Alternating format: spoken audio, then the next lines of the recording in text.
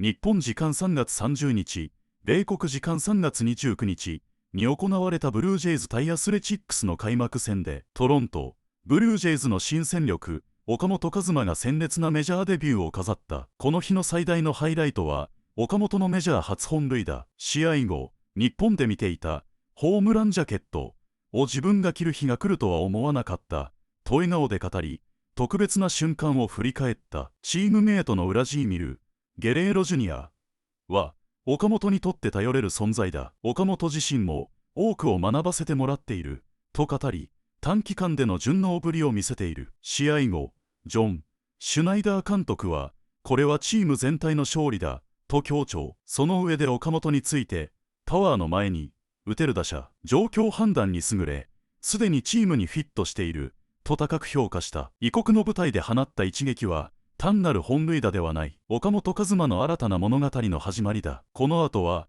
岡本和真選手とシュナイダー監督のインタビューをお届けする。ぜひ最後までご覧ください。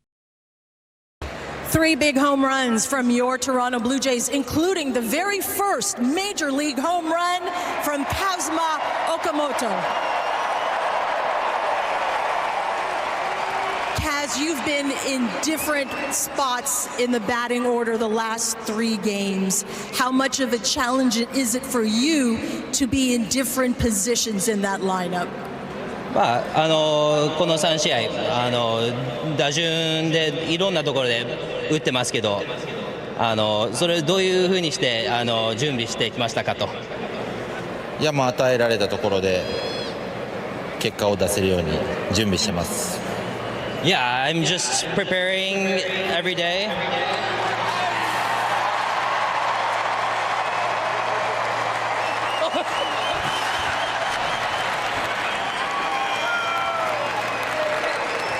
Yeah, I'm just making sure that I'm prepared every game, and whenever my number is called, wherever I'm in that lineup, I'm ready to go.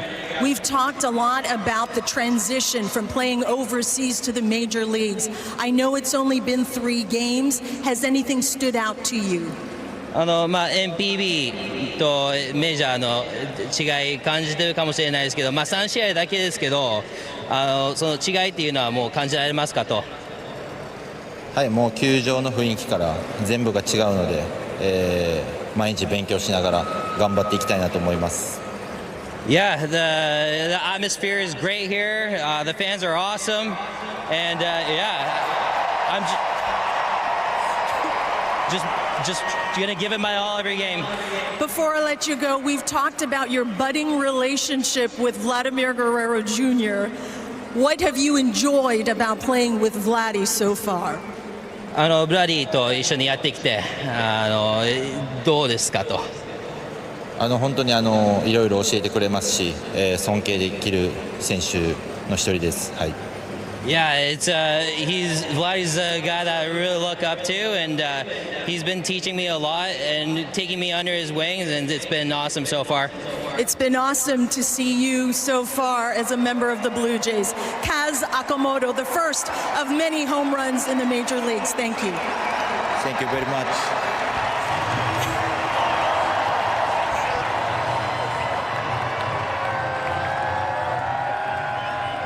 Kazuma Okamoto gets what some in this country might call a giant soaker, as he is welcomed that way. What was it like wearing the home run jacket for the first time?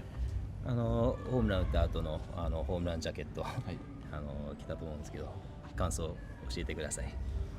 いや、あれを日本にいる時から見てて、ジャケット着るのかっこいいなと思って、まさか自分もねそのチームに入ったので、今日まず初めて着られてよかったなと思います。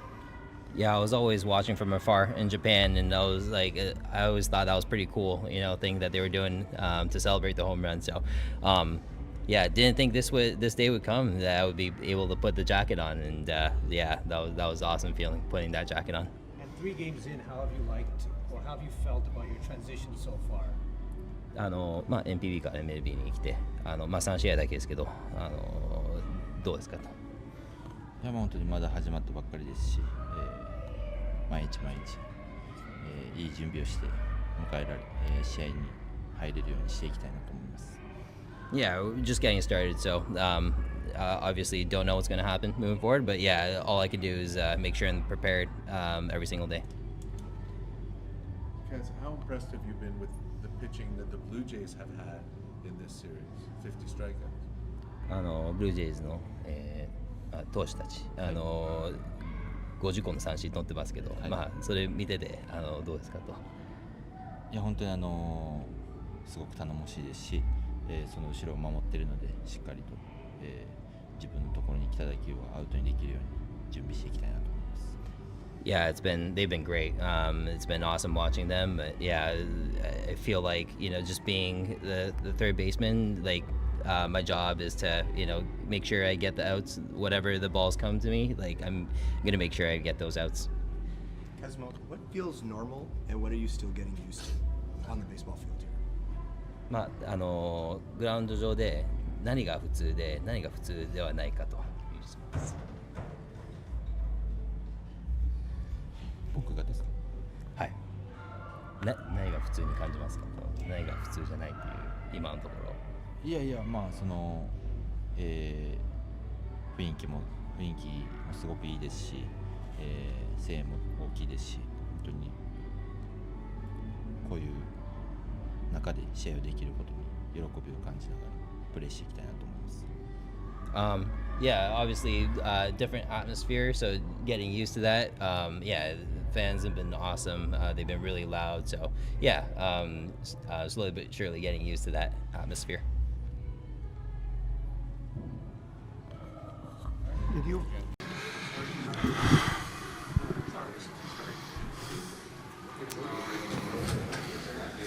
Go ahead and raise your hands and I will get you a mic.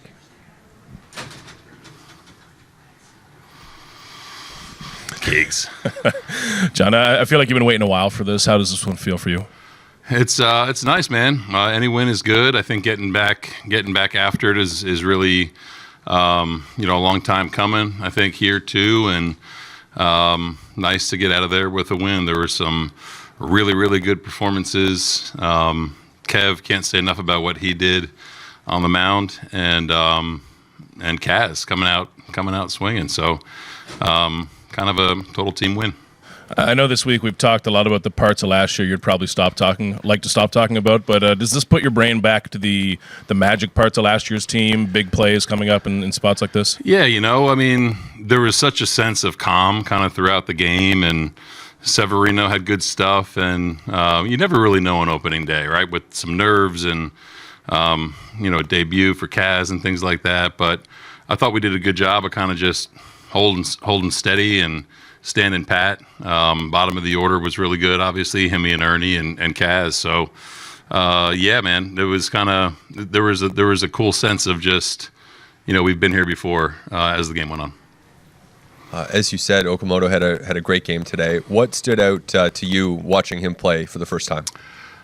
I mean, I think just kind of, I said before, just kind of the pace of the game I was looking forward to watching, and he was great. Nice play coming in on the ball.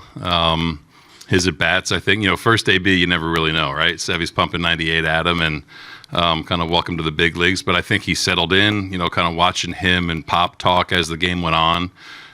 He did what he's always done, I think making contact and, the 8-pitch walk to get us going there, scoring 2 in the 5th, and then the 2-strike hit, kind of keep the thing going, and then allowing Ernie and Hemi to do that. So, it's one game, right? But we think he's going to fit in quite well, and it was a good start for him.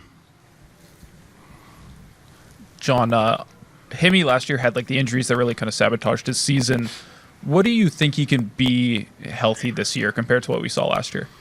Just consistent, I think, games like today, turning double plays and having productive at-bats and not doing anything that he shouldn't have to do, I think that playing short is great for him. Like I said before, you guys are going to see his overall game. And, again, it's kind of how he fits within the system, if you will, right? So, Andres is such a good, if not great, Major League Baseball player, and I think that last year was tough for him and being a little bit inconsistent with the injuries, like you said, but I think that he's going to be really consistent for us, and that's all we're asking for.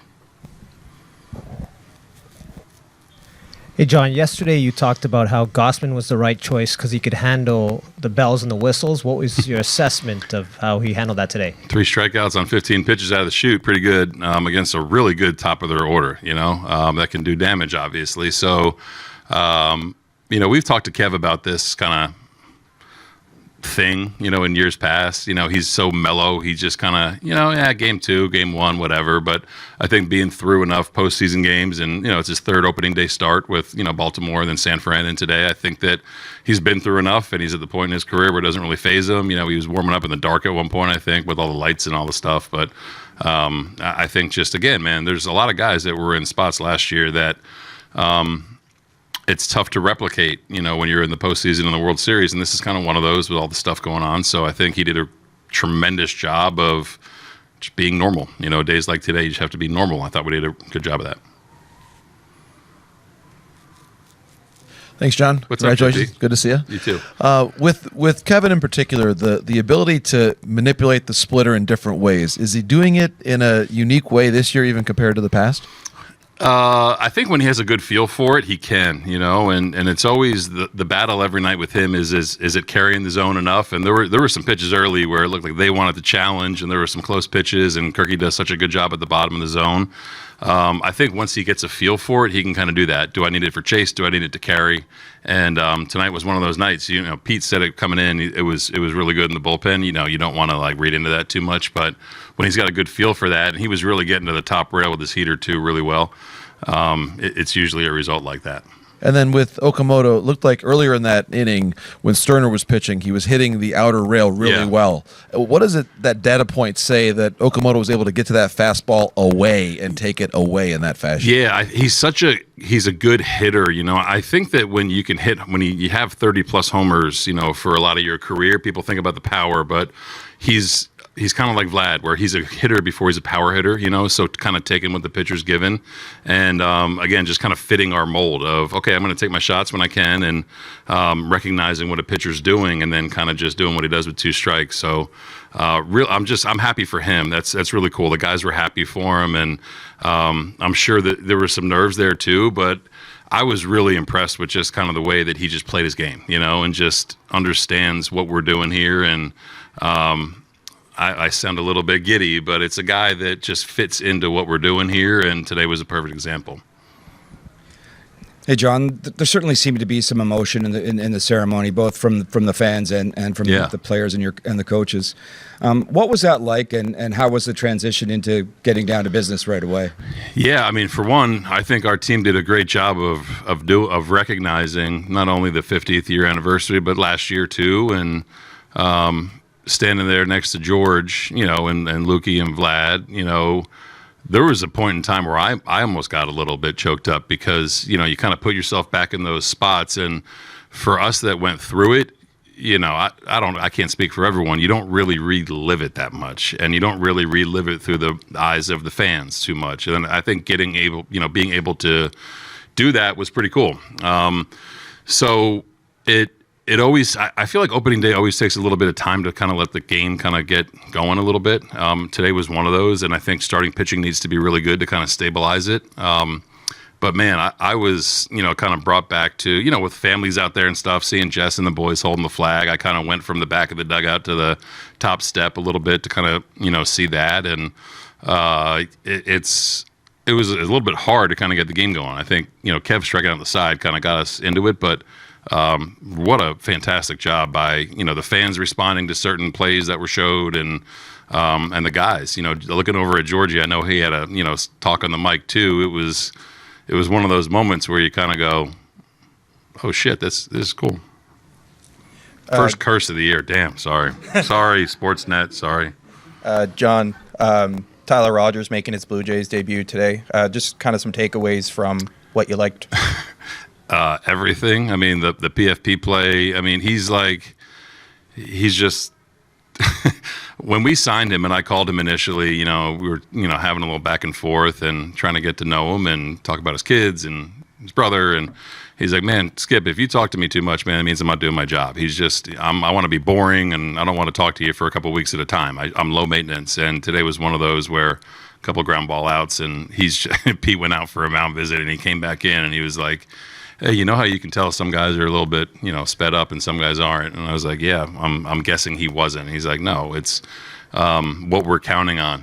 Kind of it's a different look to our bullpen and plays into our defensive strengths in the infield too, and you feel really at ease when he's out there."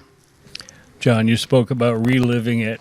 What were your thoughts when Jeff Hoffman gave up the home run after the challenge that was successful and then getting 4 Ks? Yeah, I thought I was weird that there wasn't a challenge up to that point, and you can see how that can flip a game, fairly, drastically. I thought Hoff threw the crap out of the ball, 98.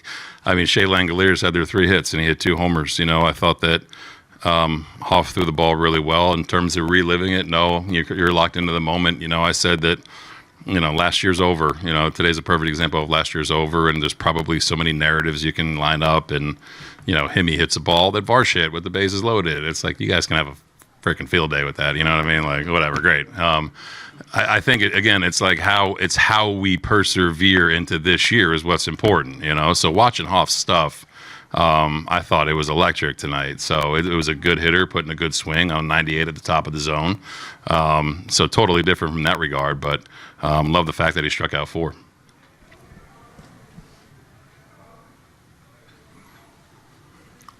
John, just specific to Hoffman's stuff, him being 98, he talked a little bit in spring about sort of trying to find ways to be able to stay at that type of velocity. What are some of the conversations in terms of usage that you guys kind of see moving forward so that you can stay at that velocity level? Yeah, I think using him a little bit more regularly, and not being pigeonholed into 3-4 days off at a time without touching the mound, and hopefully his stuff can kind of maintain and hold like it has before, and not that it didn't. But there's a time where he's gassed last year, like a lot of guys were. Him, Little, Garcia. There's guys that were gassed. So I think just using him a little bit more regularly and keep the stuff where it is. He worked his ass off to get into good shape and to have it be where it is right now. So we just have to continue to work to keep it there. You've talked about the different pockets of your batting order when you're setting up, sometimes thinking about things in groups of 3s. I know that Okamoto's not necessarily going to stay there, but just what do you like about him in that spot, and what about his skill set kind of melds into that pocket of the lineup? Yeah, I think when you kind of look at how, like tonight, for example, how it unfolds, with George, you think slug, you think on base, Lukey, you think contact, Vladimir, similar to George, Barge, you kind of think slug, Kirky contact, Varsh slug, and Kaz is kind of the combination of both, like you saw tonight. So there's going to be days where he's going to be hitting doubles and home runs, and you get into scoring position, and it kind of turns into some more contact with Ernie and Hemi, and however it lines up every night, that's kind of how you want to divvy it up. So to have that skill set, basically, of contact and slug between George, Vladimir, and him, kind of spread out throughout the lineup, I think makes us really tough to beat. John, just back to Rogers for a second. When he came in that pocket where there's 2 lefties out of 3 hitters, you think, okay, maybe this is a littler fluhardy, but Rogers has sort of owned that 8th inning for the last 5 years. Yeah. Was that your thinking in bringing him in there? Is he going to be that guy a lot? Yeah, I think kind of just looking, game state for sure plays into it. Sometimes you want to be as regular as you can, and another fun fact about Raj is he said he wants to be the all-time hold leader. Which is about as reliever-ish as you can get, and he knows that. I think today he was 94 away from, I think, Paul Quantrill, Mike Timlin. I didn't know who was the hold leader until he told me about that. So, yeah, if it's the 8th, sure. If it's the 7th, sure. I know handedness doesn't really come into play. I think that there's easy ways to do it where you can neutralize both sides. You bring in a lefty, they probably hit Ibanez. You don't know what they're going to do. So I think he just gives you the luxury where you can pretty much bank on strike throwing and weak contact. So I'll try to get as many holds as I can. I don't think he needs to go to arbitration. He got paid, so holds paid him for now. Thank you, everyone. Thanks, guys. 今回も最後までご視聴いただき本当にありがとうございました。動画の内容を楽しんでいただけたでしょうか。もしよろしければチャンネル登録と高評価をお願いいたします。皆さんの応援が今後の動画制作の大きな励みになります。それではまた次回の動画でお会いしましょう。